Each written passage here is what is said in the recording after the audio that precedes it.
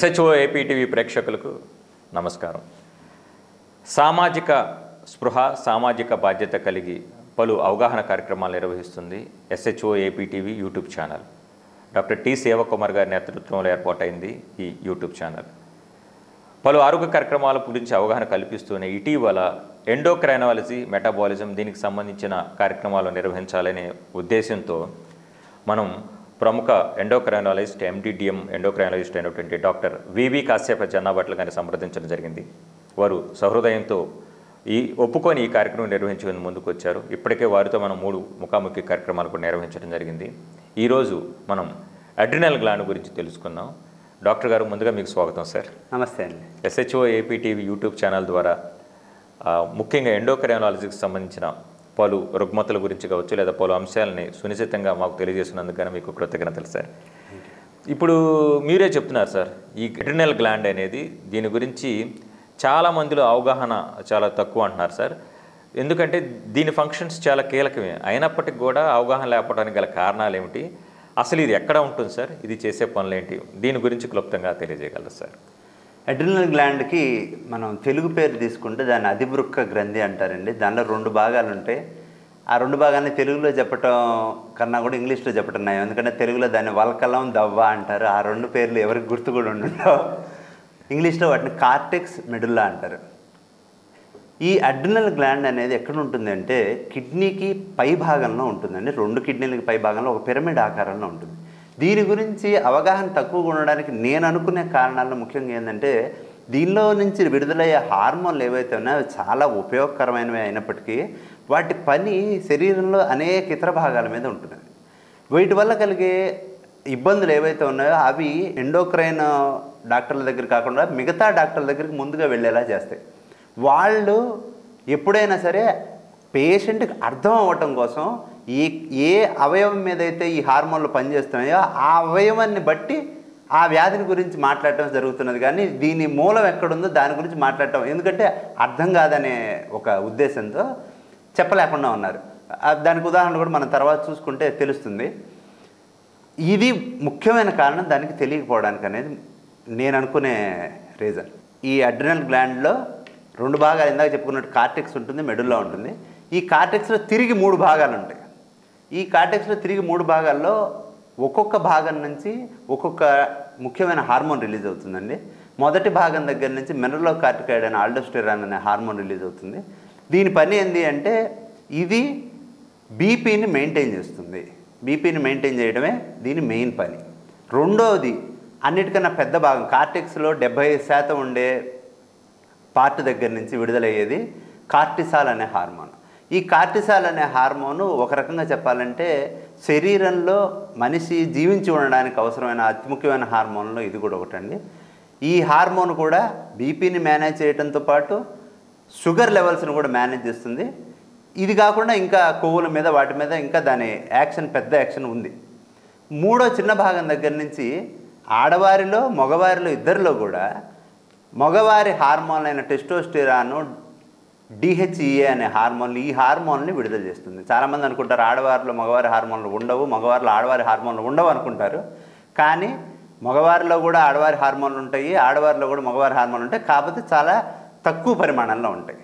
ఈ హార్మోన్లు ఎందుకు ఉపయోగపడతాయి అంటే ఈ హార్మోన్లు ఆడవారిలో ఎముకల పెరుగుదల కానీ జుట్టు పెరగడానికి కానీ లేదు, ఈ హార్మోన్లే ఆడవారి హార్మోన్లుగా మారటం అనే ఇంకో ప్రక్రియ ఉంటుంది. ఇలాంటి వాటి వల్ల ఇవి పనిచేస్తాయి.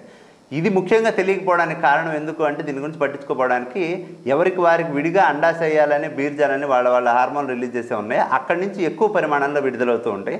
ఇక్కడి నుంచి ఏమవుతుందంటే కొంచెం తక్కువ పరిమాణంలో విడుదలవుతూ ఉంటాయి. ఎప్పుడైనా ఇబ్బందులు వచ్చినప్పుడు మొదట అక్కడ చూడటం అనేది అందరికీ అవగాహన ఉండే విషయం.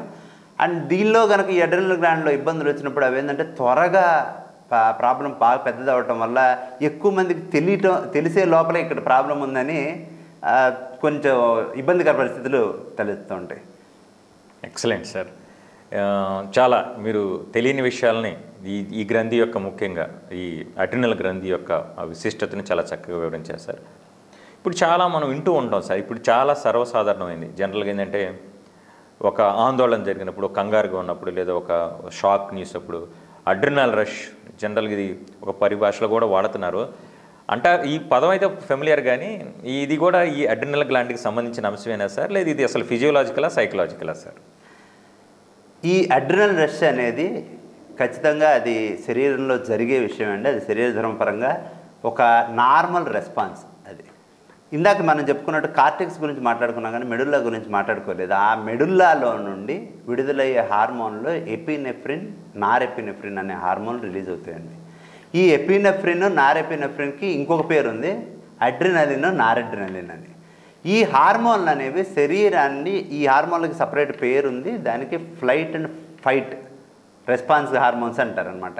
అంటే మనిషి ఎప్పుడైనా సరే ఒక ఆందోళనకరమైన పరిస్థితిలోకి వెళ్ళినప్పుడు కానీ, లేదు ఎక్కడి నుంచైనా తప్పించుకోవాలని అనుకున్నప్పుడు కానీ, ఏదైనా ఒక వాళ్ళకి సంబంధించి ఆపద ఎదురైనా సరే, లేదు ఒక ఫైటింగ్కి వెళ్ళాల్సి వచ్చినా సరే, ఆ టైంలో శరీరం మొత్తాన్ని అలర్ట్ చేయగలిగినంత హార్మోన్ శరీరంలో బీపీని పెంచి, మనిషి కాన్సన్ట్రేషన్ని పెంచి, ఈ హార్మోన్లు ఈ అడ్రినల్, నారెడ్రినల్. అడ్రినల్ అనేది ఎక్కువగా ఉపయోగపడుతుంది. అందుకే ఆ పేరు మీదుగా అడ్రినల్ రష్ అనే ఒక శరీర ధర్మ ఇది వచ్చిందండి. ఇవి ఎక్కువ అయినప్పుడు ఏమవుతుందంటే ఈ అడ్రినల్ రష్ కంటిన్యూస్గా ఉంటుంది. మనకి ఈ అడ్రినల్ రష్ వచ్చినప్పుడు గుండె దడ పెరగటం, ఎక్కువగా చెమటలు పట్టడం, మనిషి చాలా అలర్ట్ కావటం, బీపీ పెరగటం, ఇవన్నీ గమనిస్తాను అనమాట. వీటిలో కనుక ఇబ్బందులు కలిగినప్పుడు మాత్రం ఇవన్నీ చాలా ఎక్కువగా జరుగుతాయి. నార్మల్ అడ్రినల్ రష్ అనేది అది మనకు చాలా ఉపయోగకరమైనది. ఇది ప్రిమిటివ్ జంతువుల దగ్గర నుంచి కూడా ప్రతిదానం ఉంటుందండి. ఇప్పుడు ఏదైనా సరిగ్గా ఎదురుపడితే, ఆపద ఎదురుపడ్డప్పుడు అవి తప్పించుకోవడానికి కానీ, ఎదురు తిరిగి పోట్లాడడానికి కానీ ఈ అడ్రినల్ రష్ అనేది చాలా ఉపయోగపడుతుంది. Excellent sir. ఇప్పుడు సార్ మనం అడ్రినల్ గ్రంథికి సంబంధించిన రుగ్మతలు కావచ్చు, జబ్బులు కావచ్చు, లేదా ఇతరత్ర అనారోగ్యం కావచ్చు, వీటిని మీరు అన్నారు చివరిదాకా వచ్చేసరికి ఒక్కోసారి తెలియదు కాంప్లికేషన్స్ అని. ఇన్ కేస్ కనుక ఉంటే ఏ లక్షణాలను బట్టి వీటిని ముందుగానే గుర్తించే అవకాశం ఉందని భావిస్తున్నారు సార్?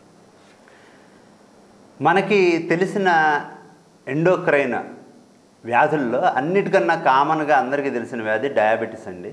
రెండోది వచ్చేసరికి థైరాయిడ్లో గడ్డలు. ఇవి ఎక్కువగా కనిపించేవి. ఆ తర్వాత అందరికీ మూడవ ముఖ్యమైన వ్యాధి ఏంటి అంటే పీసీఓఎస్ అని అంటుంటారు. పీసీఓఎస్ అంటే మీకు తెలిసిందే, అండాశయంలో చిత్తులు ఏర్పడటం. ఆ మూడిటి తర్వాత స్థానంలో ఉండేది ప్రైమరీ ఆల్డోస్టిరోనిజం అనే వ్యాధి. దీని గురించి చాలా తక్కువగా తెలుసు చాలామందికి. 14 జూలై 2025 మొన్న ఒక 2 రోజుల క్రితం ఎండోక్రైన్ సొసైటీ గైడ్లైన్స్ రిలీజ్ చేసిన దాని ప్రకారం ఏముందంటే, క్లినికల్ ప్రాక్టికల్ గైడ్లైన్స్లో ప్రతి హైపర్ టెన్షన్ ఉన్న, అంటే బీపీ ఎక్కువగా ఉన్న ప్రతి వ్యక్తికి కూడా ఈ ప్రైమరీ ఆల్డోస్టిరానిజం ఉందా లేదా అనేది తేల్చాల్సిన అవసరం ఉందని చెప్పి ఒక గైడ్లైన్స్ రిలీజ్ చేసింది. అది జస్ట్ ఎక్కువగా ఉంటుంది. అందుకని ఖచ్చితంగా ఈ ఆల్డోస్టిరాన్ మీద పనిచేసే ప్రత్యేకమైన మెడిసిన్స్ కూడా వాడాల్సిన అవసరం ఉంది. ఖచ్చితంగా ప్రతి వ్యక్తి దాన్ని ఉందా లేదా అని తెలుసుకోవాల్సిన అవసరం ఉందని తెలుస్తున్నది. రెండవది, ఆ రెండో పార్ట్కి వస్తే ముఖ్యంగా కనిపించే వ్యాధులు కుషింగ్ సిండ్రోము, అడిసన్స్ డిసీజ్ అనేవి రెండండి. కుషింగ్ సిండ్రోమ్ అంటే మనం అనుకున్నట్టే హార్మోన్లు ఎక్కువ అవటం, హార్మోన్ తక్కువ అవటం అని రెండు ఉంటాయి అనుకున్నాం కదా. హార్మోన్, ఈ కార్టిసాల్ అనే హార్మోన్ ఎక్కువ అవటం వల్ల కుషింగ్ సిండ్రోమ్ అనేది వస్తుంది. ఈ కార్టిసాల్ హార్మోన్ ఎక్కువైతే ఏం జరుగుతుంది, మనకేం కనిపిస్తుంది అంటే మనిషి విపరీతంగా లావు పెరిగిపోతారు. శరీరం అనేది చాలా పలచగా తయారవుతుంది. ఊరికే చిన్నపాటి అటు ఇటు వెళ్తూ గోడకు తగిలినా సరే అక్కడ కందిపోయి అడుగున రక్తం గూడు కట్టుకుపోవటం, ఇట్లాంటి విషయాలు జరుగుతుంటాయి. ఎముకలు బాగా పెళుసుపారిపోయి నడుస్తూ నడుస్తూ కాలు జారి కింద పడ్డా సరే తుంటి ఎముకలు విరగటం కానీ, లేకపోతే స్పైన్ విరగటం కానీ, ఇలాంటి ఇబ్బందులు కూడా జరగడానికి ఉంటాయి. ఇవి కాకుండా నెలసరి సమస్యలు ఇవి వస్తాయి. వీళ్ళలో ప్రత్యేకంగా మూనింగ్ ఆఫ్ ఫేస్ అంటారు. మూనింగ్ ఆఫ్ ఫేస్ ఎప్పుడైనా లావుగా, ఎంత మనిషి లావుగా ఉన్నా సరే చాలామందికి వాళ్ళ ముఖ కవళికలు అలాగే ఉంటాయి, అలాగే పెరగటం అనేది మనం చాలామంది లావుగా ఉన్న వాళ్ళని గమనిస్తుంటాం.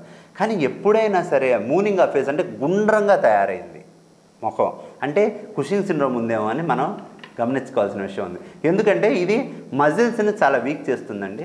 మజిల్స్ని వీక్ చేయడం వల్ల ఇక్కడున్న మజిల్స్ ఏవైతే ఉన్నాయో ఇవి ఇట్లా మన ముఖాన్ని ఇట్లా దగ్గర కొంచెం మజిల్స్ ఇవి బ్రేక్ డౌన్ అవటం వల్ల ఫ్యాట్ ఇక్కడికి కూడా చేరుకొని ఇట్లా మూన్లాగా పూర్తిగా ఫుల్ మూన్ టైప్లో వస్తుంది.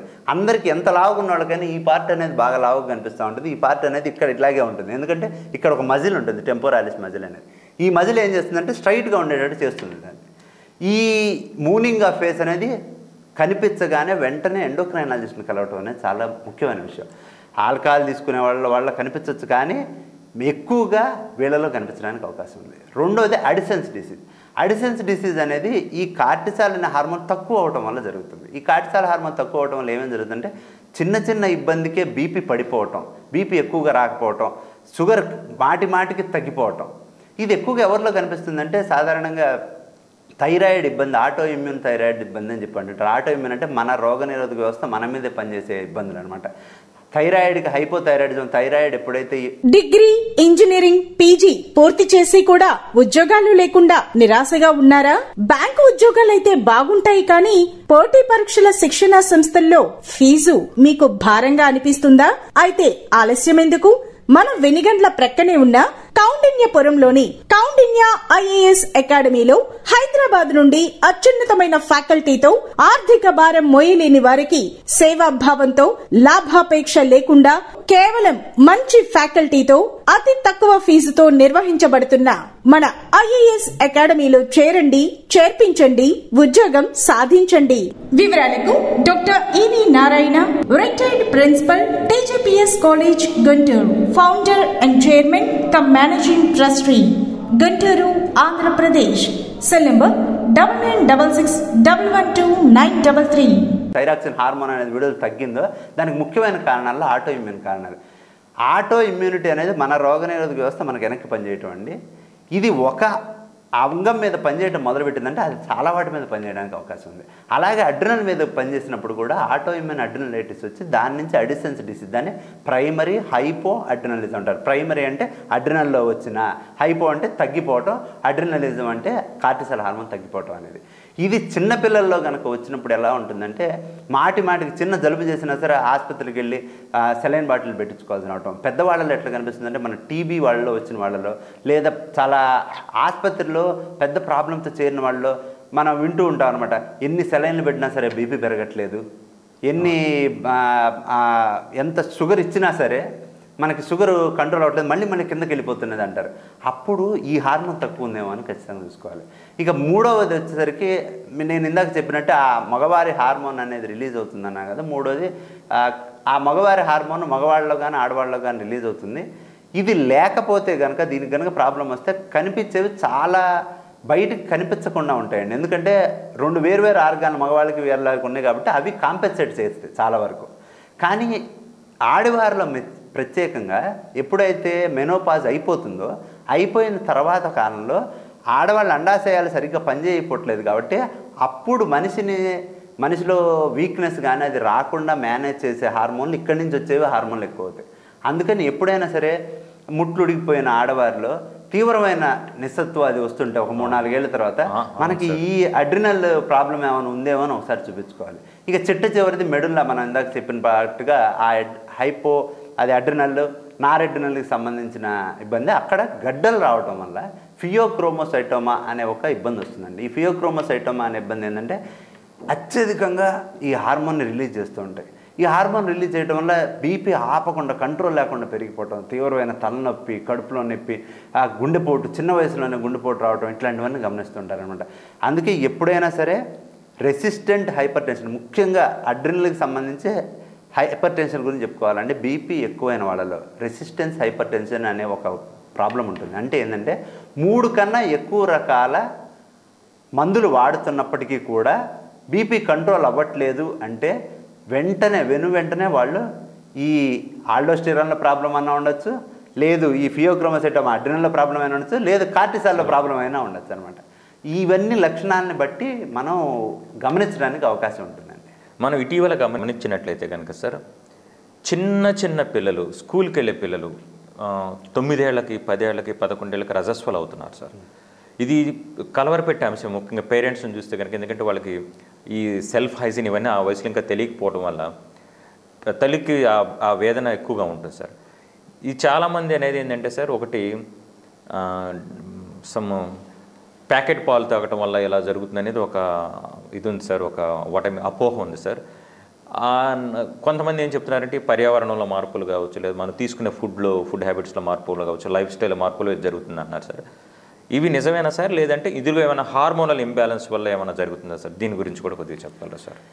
మీరు చెప్పిన ఇబ్బందిని ప్రికాషియస్ ప్యూబర్టీ అంటారండి. సాధారణంగా మొదటి నుంచి కూడా ఏ సమయంలో ప్యూబర్టీ అనేది వస్తుందంటే రజస్వలు అవుతారు అనేదానికి నార్మల్గా ఉన్న పిల్లలందరినీ తీసుకొని వాళ్ళని చూసినప్పుడు ఆ యావరేజ్ ఏజ్ వచ్చేసరికి మన ఇండియాలో 12.5 సంవత్సరాలు. 12.5 సంవత్సరాలకి యావరేజ్ ఏజ్ రావాలనేది. దీనిలో ఏమవుతుందంటే ఇంతకు ముందు కాలంలో ఇది ఇంకా 14.5 ఏళ్ల దగ్గర ఉండేదండి ఎర్లియర్. వీటిని ఏంటంటే సెక్యులర్ ట్రెండ్స్ అంటారు. సెక్యులర్ ట్రెండ్స్ అంటే మొత్తం అంత ప్రపంచం మొత్తంలో కూడా ఆ ఏజ్ అనేది కిందకు వస్తూ ఉన్నది కొంత. వీటికి ముఖ్యమైన కారణాలు, ఇప్పుడున్న కారణాలు చూస్తే మొట్టమొదటి ఒబేసిటీ అండి. ఒబేసిటీ చాలా ముఖ్యమైన కారణం. ఎందుకంటే ఇందాక నేను చెప్పాను ప్రతి వారిలో కూడా ఈ అడ్రినల్లోంచి మగవారి హార్మోన్ రిలీజ్ అవుతుంది అని. మగవారి హార్మోన్ అనేది ఆడవారి హార్మోన్గా మారటం అనేది అండాశయంలో జరుగుతుంది. రెండోది ఎక్కడ జరుగుతుంది అంటే ఒబేసిటీలో మన ఈ ఎడిపోస్ కణజాలం, కొవ్వు కణజాలం ఏదైతే ఉందో కొవ్వు కణజాలానికి అదొక లక్షణం ఉంది. ఎందుకు లావుగా ఉన్న వాళ్ళు నున్నగా కనిపిస్తారు అంటుంటారు, లావుగా ఉన్న వాళ్ళు చక్కగా నిండుగా ఉన్నారని. ఆ ఆడవారు ఎట్లాగైతే వారి చర్మం మృదువుగా ఉంటుందో దానికి కారణం ఈస్ట్రోజన్ అనే హార్మోన్. ఈ మగవారి హార్మోన్ కూడా కొవ్వు కణజాలంలోకి వెళ్తే అక్కడికక్కడ లోకల్గా ఈస్ట్రోజన్గా మారుతుంది. అందుకని చెప్పేసి వాళ్ళు చాలా నిన్నగా నీట్గా ఉన్నట్టుగా వాళ్ళు అనిపిస్తారనమాట. ఇదే హార్మోన్ ఎక్కువ అడిపోస్ టిష్యూ చేరటం వల్ల, అది కూడా ముఖ్యంగా ఎక్కడంటే విజరల్ ఫ్యాట్ అంటారు. విజరల్ ఫ్యాట్ అంటే అవయవాల చుట్టూతా ఉన్న కొవ్వు కణజాలం చాలా యాక్టివ్గా ఉంటుందండి. చర్మం కింద ఉండే కొవ్వు కణజాలం కన్నా కూడా అవయవాల చుట్టూ ఉండే కొవ్వు కణజాలం అనేది చాలా ప్రమాదకరమైంది. అది చాలా యాక్టివ్గా ఉంటుంది. అది ఎక్కువగా దీన్ని దానిగా మారుస్తుంది. టెస్టోస్టెరాన్ హార్మోన్ ఈస్ట్రోజన్కి మారుస్తుంది. కంటిన్యూస్గా ఈస్ట్రోజన్ హార్మోను యాక్ట్ చేయటం వల్ల దీని గురించి మనం సపరేట్గా ఒక ఇది చేసుకుందామండి వీడియో. పైన చెప్తున్నాను. ఈ హార్మోన్ అనేది ఏం చేస్తుందంటే ఆటోమేటిక్గా రజస్వలను స్టార్ట్ చేస్తుంది వాళ్ళు. ఇది ముఖ్యమైన అంశం. రెండోది వచ్చేసరికి జీనోబయాటిక్స్ అంటారు. జీనోబయాటిక్స్ అంటే ఏంటంటే endocrine disrupting chemicals. Endocrine disrupting chemicals అనేది మన చుట్టూతో ఉందండి. దీని గురించి కూడా ఒక ప్రత్యేకమైన ఎపిసోడ్ చేసుకుందాము. ఇవి మనం తినే ఆహారంలో ఉంటున్నాయి, మనం తీసుకునే సౌందర్య వీటిలో ఉంటున్నాయి, ఎయిర్ పొల్యూషన్స్లో ఉంటున్నాయి, మళ్ళీ వచ్చేసరికి మన ఇండస్ట్రియల్ పొల్యూషన్స్లో ఉన్నాయి, వాటర్ పొల్యూషన్లో ఉన్నాయి, అన్నిట్లో ఉన్నాయి. దాదాపు ఇప్పటివరకు గుర్తించినవే దాదాపు 700 రకాల పైన జీనోబయాటిక్స్ని గుర్తించారు. ఇవి డైరెక్ట్గా ఎండోక్రైన్ హార్మోన్ల మీదే పనిచేస్తాయి. అన్నిటికన్నా ముందు పనిచేసేది ఎండోక్రైన్ హార్మోన్ల మీద. ఆ పని చేయడం వల్ల కూడా ఇది వస్తున్నది.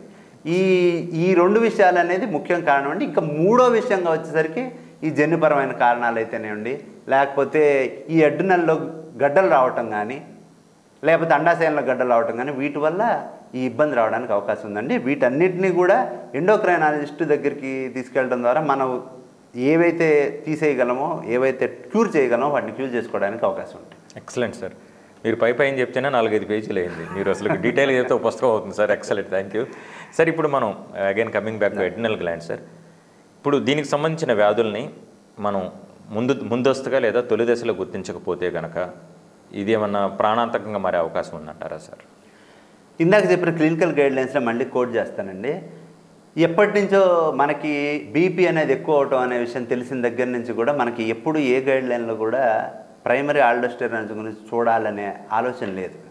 కానీ ఇప్పుడు బీపీ ఉన్న ప్రతి ఒక్కళ్ళు వెళ్ళి ముందు ఈ ప్రైమరీ ఆల్డోస్టెరాన్ ఉందో లేదో టెస్ట్ చేయించుకోండి అనే ఒక practical guidelines world wide release అయినాయి. దానికి కారణం ఏంటంటే మనం దాన్ని గనక వెంటనే తొలి దశలోనే గుర్తించకపోతే ఇర్రివర్సిబుల్ డ్యామేజ్ జరుగుతుంది. నేను ఇంతకుముందు చెప్పినట్టు కూడా బాడీలో ఉన్న ప్రతి అవయవానికి 30 నుంచి 80% దాకా రిజర్వ్ ఉంటుందండి. మనకి ఎప్పుడైనా సరే దానికి సంబంధించిన ఒక ప్రాబ్లం కానీ కాంప్లికేషన్ కానీ ఎప్పుడైనా కనిపించింది అంటే ఆల్రెడీ రిజర్వ్ అంతా అయిపోయినట్టు అర్థం. ఆ రిజర్వ్ అయిపోయే లోపల పట్టుకోగలిగితే మనం మందుల ద్వారా కంప్లీట్గా మామూలు మనిషి యొక్క జీవన ప్రమాణాలు ఎంత ఉన్నాయో అక్కడ దాకా తీసుకెళ్ళగలుగుతామండి. ఈ కుషింగ్ సిండ్రోమ్ అయితే మరీ ఒకవేళ కనుక కుషింగ్ సిండ్రోమ్ వస్తే 2-3 సంవత్సరాల్లో బాగా లావు పెరిగిపోయి 4 ఏళ్లలోనే మరణించే అవకాశం కూడా ఉంది. తీవ్రమైన మానసిక సమస్యలు రావటము, బాగా లావు పెరిగిపోవటం, ఇట్లాంటి వాళ్ళు వచ్చినప్పుడు ఏంటంటే ఊరికే డైట్ గురించి లేకపోతే ఆ మానసిక సమస్యల గురించి వాటి గురించి మాట్లాడుకుంటుంటారు. వాటి వెనకాల ఉన్న కారణం ఇప్పుడు మన మానసిక నిపుణులు కానీ వాళ్ళు ఒక నిపుణుల దగ్గరికి వెళ్ళినప్పుడు వాళ్ళు దీనికి వెనకాల ఇంకో కారణం ఏదైనా ఉందేమో అని చెప్పి చూసుకోగలుగుతారు. ఇంట్లో మనం సాధారణంగా చూసి కొంచెం తక్కువ తింటే సరిపోతుంది, వీళ్ళు ఇట్లా రావడానికి కారణం ఉండదులే, ఏదో జెనెటికల్గా వచ్చి ఉంటుంది అని చెప్పేసి చాలాసార్లు వదిలేస్తూ ఉంటారనమాట. అలా వదిలేయకుండా ఒబేసిటీ అనే ప్రాబ్లమ్ని, హైపర్ టెన్షన్ అనే ప్రాబ్లమ్ని తొందరగా చూడటం వల్ల తొందరగా వాటి నుంచి కాపాడుకోబడతారు. ఇవన్నీ కూడా ప్రాణాంతకమైన వ్యాధులేనండి ప్రతిదీ కూడా. Excellent sir. సార్ మనందరికీ తెలిసిందే సిరివెన్నెల సీతారామశాస్త్రి గారు, స్వర్గీయ సిరివెన్నెల సీతారామశాస్త్రి గారు ఇటీవల త్రివిక్రమ్ శ్రీనివాస్ గారు ఒక ఇంటర్వ్యూలో చెప్పారు, వారు ఒక చిత్రానికి ఒక సాహిత్యం అందిస్తే కనుక ఆ లిరిక్స్ ఏవైతే ఉంటాయో ఆ పర్టికులర్ సన్నివేశానికి, ఆ చిత్రంలో ఆ సన్నివేశానికి పూర్తిగా అతికినట్టు ఉంటుంది సార్. అదే సాహిత్యాన్ని సినిమా నుంచి బయటకు తీసుకొచ్చి చూస్తే సమాజంలో ఉన్న అద్దం పడుతున్న అద్దినట్టు ఉంటుంది సార్. మన వ్యక్తిగత జీవితాలు కూడా అన్వయించుకోవచ్చు సార్. 10 ఏళ్ల తర్వాత 20 ఏళ్ల తర్వాత కూడా ఆ సాహిత్యం అలాగే మిగిలిపోతుంది సార్, సినిమా మర్చిపోతాం. ఈ ఇంటర్వ్యూ చూసిన తర్వాత నాకు ఒక రెలవెన్స్ అనిపించింది మీ ఇంటర్వ్యూ ద్వారా. సమాజంలో ఉన్న ప్రజల్ని ఎడ్యుకేట్ చేయడానికి ఏర్పాటు చేసిన ఇంటర్వ్యూ అయినా ఎప్పటికీ ఇప్పుడు మీరు చెప్పిన ఈ సబ్జెక్ట్ చూస్తుంటే ఇది వైద్యులకు కూడా, ముఖ్యంగా జనరల్ ప్రాక్టీస్ చేసే వైద్యులకు కూడా ఒక రెఫరెన్స్ పాయింట్ లాగా నాకు అనిపించింది సార్. ఎందుకంటే సూపర్ స్పెషలిస్టులో సూపర్ అంటే ఏంటి వాళ్ళు తెలిసింది సార్ మీ ఇంటర్వ్యూ చూసిన తర్వాత. సో మీ ఇంటర్వ్యూ ద్వారా సార్ ప్రజలతో పాటు జనరల్ ప్రాక్టీస్ చేసే వైద్యులకు కూడా ఇవి కనుక వాళ్ళు వినగలిగితే కనుక పేషెంట్స్కి ఇంకా మెరుగైన సేవలు అందించగలరని నేను బలంగా నమ్ముతున్నాను సార్.